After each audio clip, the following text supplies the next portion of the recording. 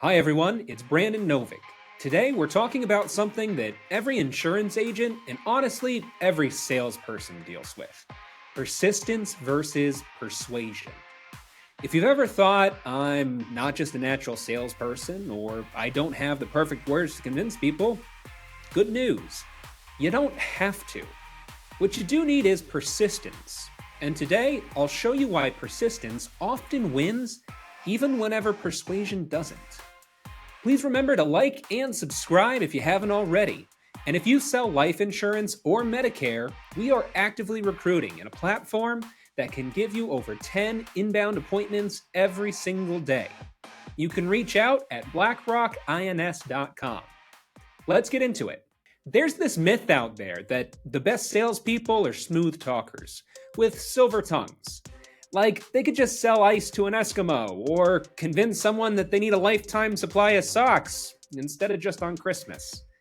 But science tells us persuasion alone doesn't work that way. In fact, a Harvard Business Review study found that the average buyer says no several times before ever saying yes. And that persuasion alone usually isn't what changes their mind. It's persistence. The willingness to keep showing up. Here's where it gets interesting. A little known stat from the study states that about 80% of sales happen after the third follow-up attempt. Not the first, not the second.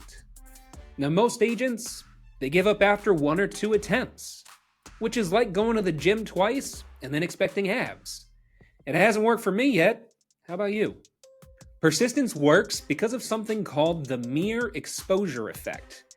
Basically, the more people that see you, hear from you, or interact with you, the more they trust you. And trust is what makes people buy, especially in insurance.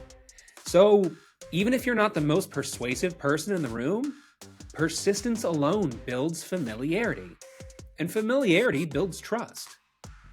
Think about it this way. Have you ever heard a song that you didn't like at first, but after it played on the radio 27 times, suddenly you're humming it in the shower? That's persistence at work.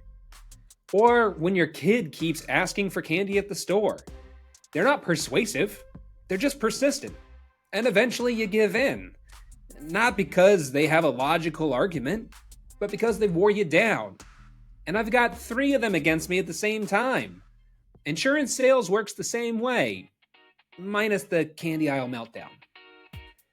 In Final Expense and Medicare sales, this matters more than ever. You're talking to seniors, families, and people that are making important decisions. Most of them just don't say yes right away.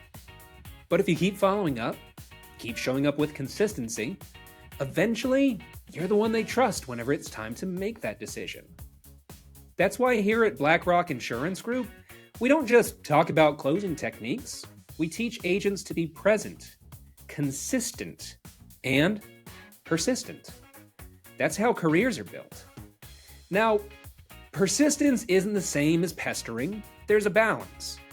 Nobody wants 47 voicemails that make you sound like a stalker. The key is to follow up with value each time. Maybe you answer a common question. Maybe you share something useful, or you just check in respectfully. That way, your persistence builds trust instead of irritation. So here's the takeaway. If you're not naturally persuasive, don't worry. Most top agents weren't either. They just learned to stick with it. Science backs this.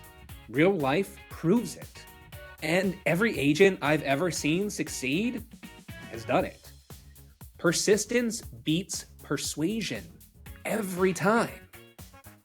If you're an agent looking for a producing team that provides mentorship, proven systems, and 20 to 30 inbound appointments a day so that you can focus on persistence where it counts, let's connect. Contact us at blackrockinS.com. That's blackrockinS.com. Thanks for watching.